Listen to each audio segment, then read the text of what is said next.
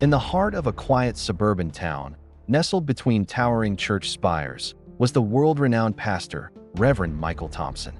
For years, his sermons had captivated thousands. His words were like velvet, soothing the weary souls of those who came seeking answers. His hands, once humble and stained by his service, now extended in the name of faith, power, and influence. But beneath the polished exterior of reverence and grace, there were dark, deadly secrets. Secrets that would eventually unravel, leaving a trail of destruction that no one could have foreseen. What happens when the person who is meant to lead others in truth is the one hiding the deepest lies? Reverend Michael Thompson's life, his empire, would soon come crashing down, and the truth would be exposed in a way no one ever imagined. But the question remains, how far can a man go before his own sins swallow him whole? This is the story of the deadly secrets of a famous pastor, finally revealed for the world to see. Reverend Michael Thompson was everything people wanted in a leader. He was the charismatic face of a growing megachurch, a spiritual guide to thousands who admired him for his wisdom, his compassion, and his ability to make them feel as if God had spoken directly through him. His marriage to the elegant and poised Catherine Thompson seemed perfect. They had two beautiful children, a successful ministry, and a home that exuded both wealth and humility. They were the perfect family, the image of Christian piety and grace. On the surface, Thompson's life was impeccable. He was often seen at charity events, raising millions for various causes, with his smiling face plastered on billboards and newspapers. His social media accounts were filled with photos of him praying with the homeless, holding Bible studies with the youth, and traveling to global events as a speaker for faith-based causes. He was a man above reproach, someone who had risen to the top of the religious ladder and seemed immune to the pitfalls that ensnared others. But what if that perfect life was nothing more than a well-crafted illusion? A deception built on lies, manipulation, and power that no one saw coming? It all began with a tip, an anonymous letter sent to the church's board of trustees. At first, it seemed like nothing more than a disgruntled parishioner looking to cause trouble. The letter claimed that Reverend Michael Thompson had been engaging in extramarital affairs with several members of the congregation. The allegations were shocking, but who would believe them? This was the beloved pastor, the man who had built a kingdom with his words. How could he be guilty of such a betrayal? But as the days passed, the rumors began to swirl. Whispers grew louder. Multiple anonymous sources came forward, and suddenly, the walls that had held the church together began to crack. The affair allegations weren't just isolated incidents. They were systematic, spanning years of deceit, manipulation, and abuse of power. The first woman to speak out was a former parishioner named Evelyn Harris.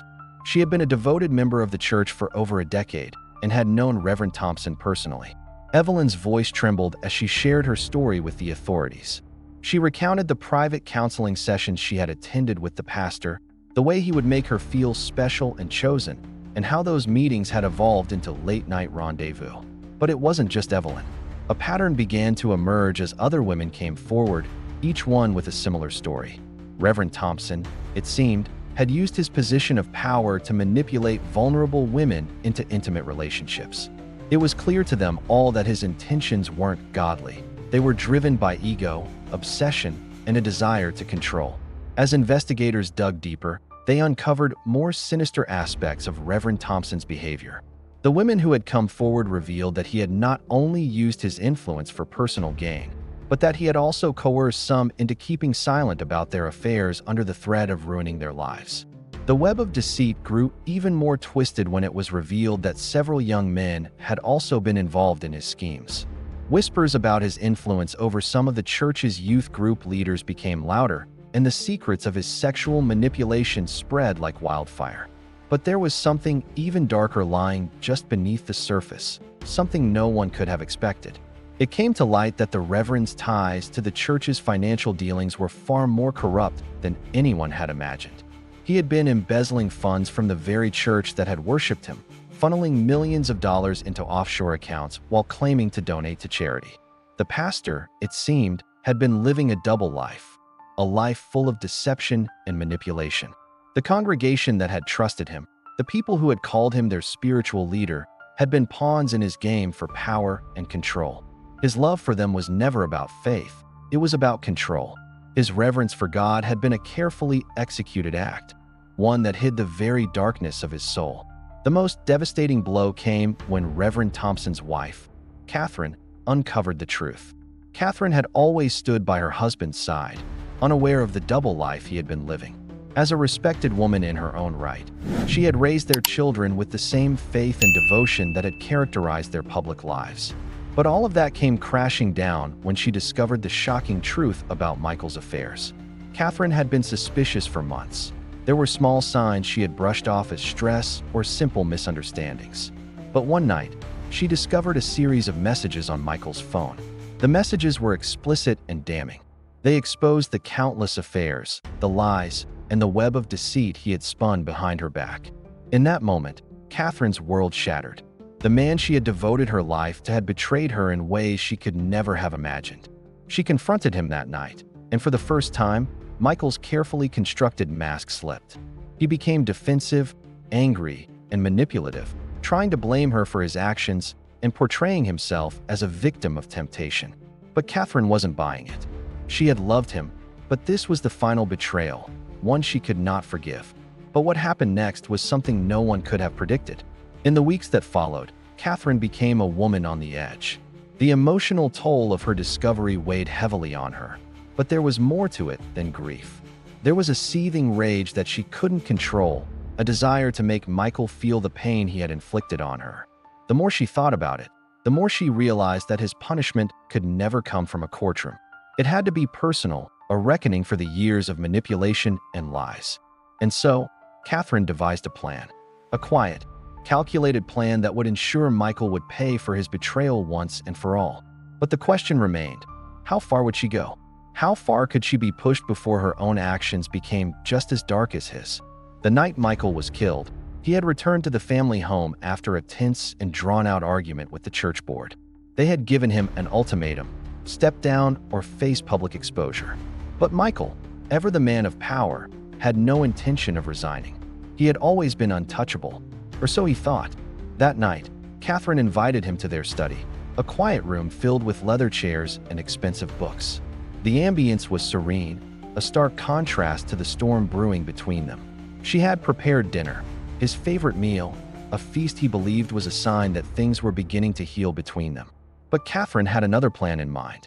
The wine was spiked with a potent drug, one that would induce a state of confusion and sleep.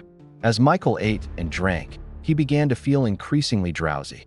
By the time he collapsed in his chair, barely able to keep his eyes open, Catherine stood over him, a knife in hand, her gaze hard and unyielding. "You thought you could destroy me, Michael," she whispered as she approached him. "But I'm going to make sure you never hurt me again." With that, Catherine struck, her fury and betrayal manifesting in a single, fatal act. The police arrived at the scene the following morning, finding Michael Thompson's lifeless body in the study, a gruesome reminder of the man who had once been a pillar of faith. But as they delved deeper into the crime scene, they uncovered clues that painted a very different picture from what Catherine had initially claimed. What followed was a web of revelations, uncovering the full extent of the pastor's deceit, his crimes, and his twisted abuse of power. But now, the question remains, was Catherine simply a broken woman seeking justice, or had she crossed a line from victim to murderer? The morning after Michael Thompson's death, the police arrived at the scene to find him slumped in his chair in the study, blood pooling around his body. The room was eerily quiet, save for the ticking of a grandfather clock that had witnessed more than its fair share of family arguments. Catherine was found in the living room, sitting with her hands clasped tightly together, a picture of calm composure. At first, her story was simple. Michael had returned home late that night, following a heated argument with the church board. They had fought, she said, but nothing unusual had happened. She had made him dinner, and they had talked, but at some point, he became ill. Catherine's story seemed plausible, until it didn't. Detective William Grant stood over Michael's body, studying the scene with a sharp eye. There were no signs of a struggle, no evidence of forced entry into the home. Michael had died of a single stab wound to the chest, his body found slumped in his chair with no signs of defensive wounds. It seemed like a clean, calculated attack. The murder weapon, a kitchen knife, was found discarded on the floor beside Michael's body. But what struck Detective Grant most was the complete absence of emotion from Catherine. Her calm demeanor was chilling, considering the brutal nature of the crime. As the investigation continued, Catherine's story began to unravel. She claimed she had prepared a meal for Michael to help him relax, to bring some peace to their strained relationship. But as the police dug deeper into her actions, they discovered something far more sinister. The wine Catherine had served to Michael that night had been laced with a powerful sedative, a fact confirmed when toxicology reports came back showing a high concentration of the drug in Michael's system. This was no accident. Michael had been drugged before he was attacked. His vulnerability made him an easy target. Catherine's story had not just been full of half-truths, it was entirely fabricated. She had deliberately drugged Michael, setting the stage for the violent act that followed. The chilling realization struck Detective Grant. Catherine had planned this murder, calculated it with a precision that went beyond mere rage. But why? What would drive a woman, a mother, and a seemingly devoted wife, to murder her husband in such a brutal manner? As the investigation unfolded, the truth about Michael Thompson's double life began to come to light. The pastor, revered by so many, had been living in secret, a man driven by his ego, consumed by power, and obsessed with control. His affairs had not only destroyed his marriage, but had also tainted the church he had spent years building. Catherine had uncovered the truth about her husband's infidelity long before that fateful night, and she had confronted him. But the way he had brushed off her pain, the way he had manipulated her into silence, had pushed her into a corner. Catherine had once been the adoring wife, proud of her husband's status in the community, standing by his side as he built an empire of faith and trust. But Michael had broken that trust over and over again. Catherine had become the victim of his schemes, trapped in a marriage with a man who cared only for his own desires. He had betrayed her in the most unforgivable way possible, and she was left to pick up the pieces of a broken life. And then, one night, something snapped. The truth of Catherine's motive was slowly revealed during the investigation. Detective Grant had a hunch that this wasn't just a crime of passion, it was something more calculated. Catherine's motive was not just about a moment of betrayal. It was about years of suffering, humiliation, and being pushed to the brink of madness by her husband's endless lies. Catherine had discovered Michael's infidelities months before the murder. She had confronted him, demanding answers. But Michael, ever the manipulator, denied everything, telling her that she was imagining things, that she was overreacting. He spun lies so well that Catherine had even started to doubt herself. But Catherine had done her own digging. She had found the texts, the emails, and even the receipts for expensive gifts that Michael had lavished on his lovers. She knew the truth, and it broke her. What hurt most, however, was the way Michael had treated her, cold, dismissive, and cruel. His affairs were not just about lust, they were about control. He had used his power, his status, and his charm to keep Catherine in line while he secretly lived out his desires with other women. He had humiliated her, destroyed her self-esteem, and left her with no recourse but to endure. But the final straw came when Michael had laughed off her pain, when he had accused her of being too sensitive and told her that she needed to move on from his betrayals. He had not only betrayed her trust, but had belittled her, reduced her to nothing more than a shadow of the woman she had once been. That night, after years of repression, Catherine realized she had nothing left to lose. Michael had destroyed everything, and now he would pay. She had methodically planned his murder. The drugging was intentional. The knife was chosen with precision.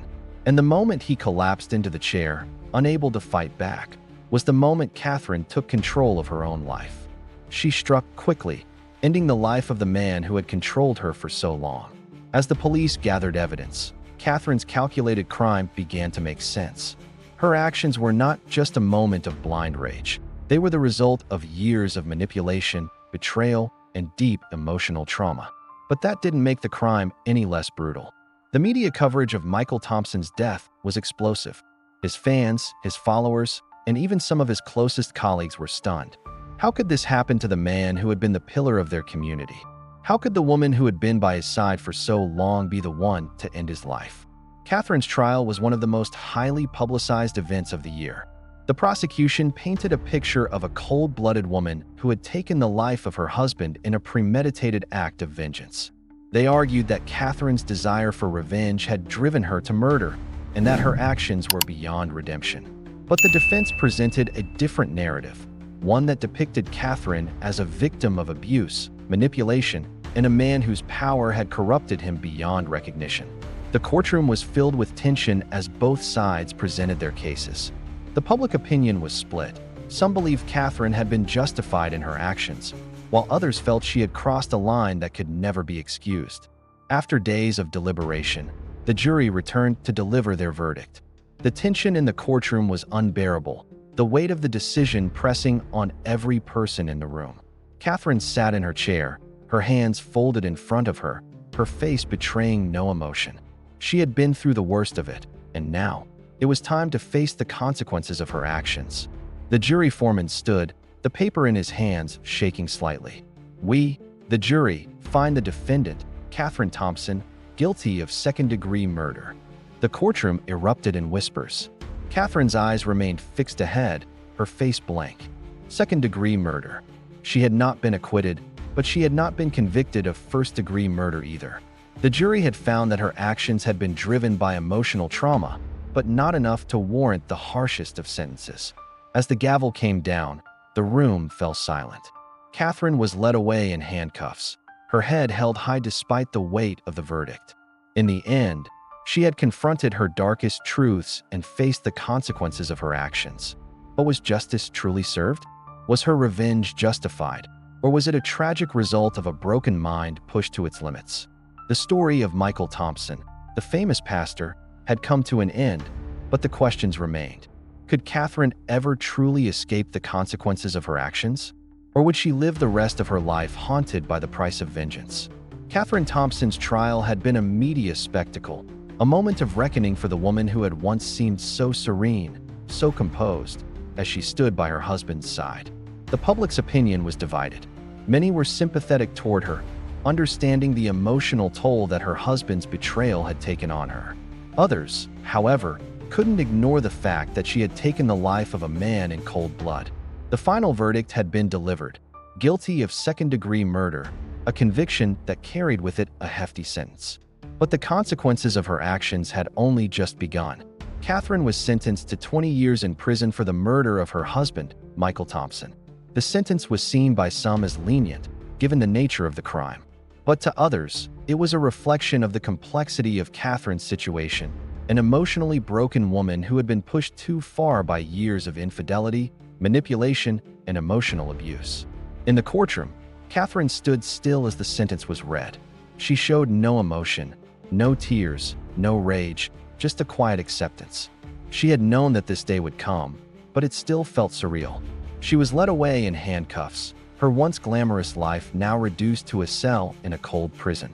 The woman who had been a pillar of the community, the supportive wife of a famous pastor, was now a convicted murderer. But Catherine's path to redemption, or to an even darker end, was just beginning. The story of Reverend Michael Thompson's death and Catherine's subsequent trial had captured the attention of the nation. But as the months passed, the public's perception began to shift. While some continued to sympathize with Catherine, believing she was a victim of her husband's manipulation, others began to question the true depth of Michael's secrets. Investigations into Michael's life had uncovered the full extent of his affairs and financial crimes, but they also began to reveal something even more shocking. His final days had been filled with threats and suspicious behavior. New evidence suggested that Michael had been involved in shady dealings with other influential figures, and some even suggested that Catherine had been right to fear that his double life was spiraling out of control.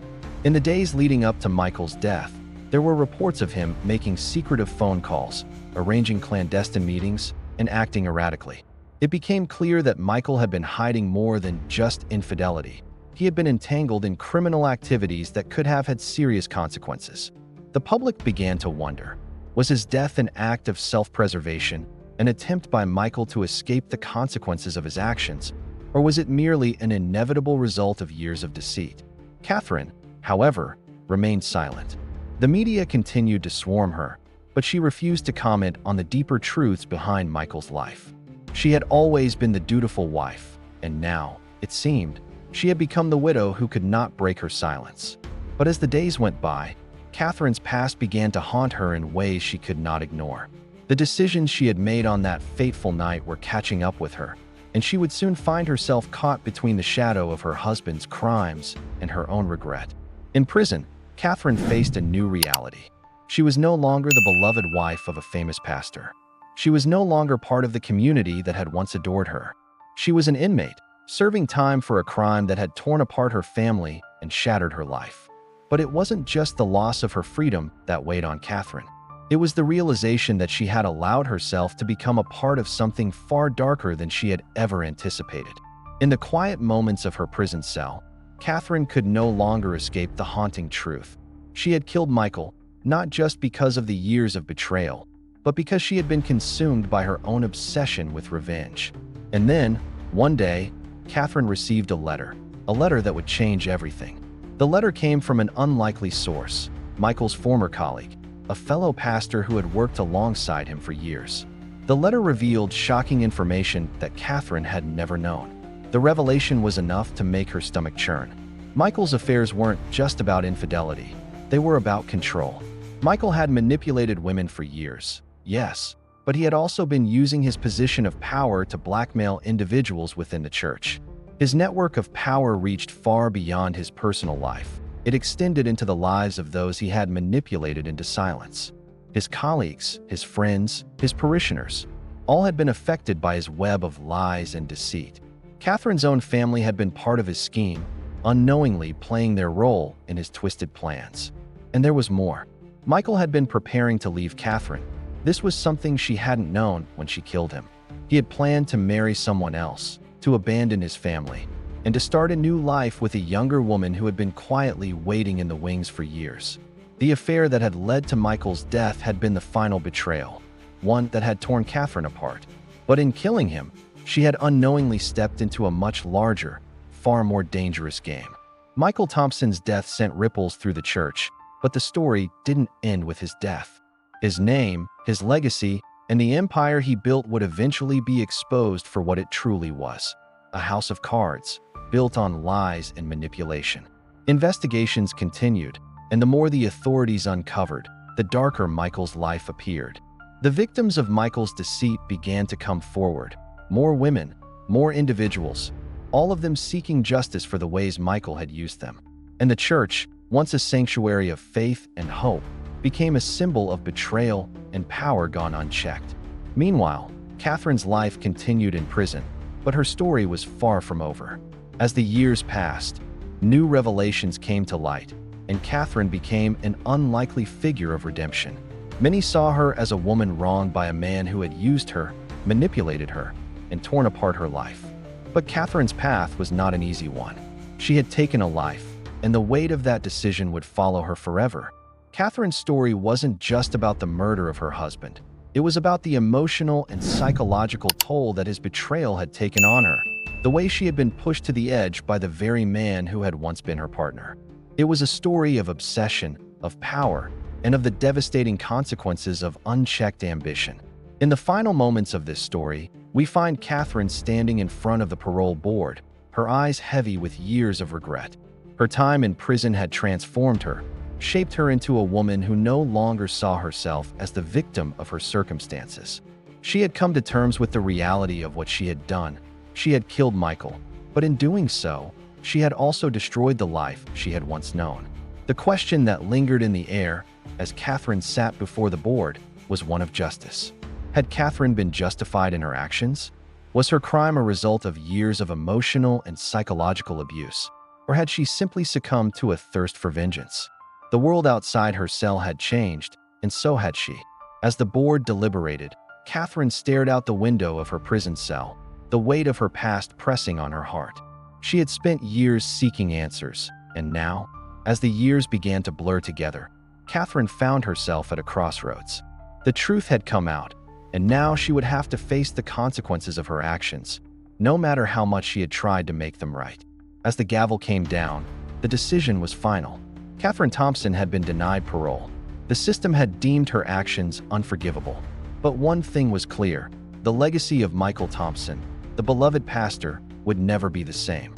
And neither would the woman who had once stood beside him. The truth is a powerful thing. It can shatter illusions, tear apart families, and expose the darkest corners of a person's soul. But in the case of Catherine Thompson, the truth had not brought peace. It had brought more questions. Was she a victim of her husband's manipulation, or was she simply a woman consumed by revenge? In the end, the lines between right and wrong, justice and vengeance, blurred beyond recognition. And now, with Catherine's fate sealed behind bars, the only question that remains is this: what happens when the truth becomes too much to bear? Stay tuned as we continue to uncover the real stories of betrayal, obsession, and the consequences that follow. Justice has a way of catching up with those who think they can hide their sins forever. For more shocking true crime stories, make sure to subscribe to Dark True Crime Stories.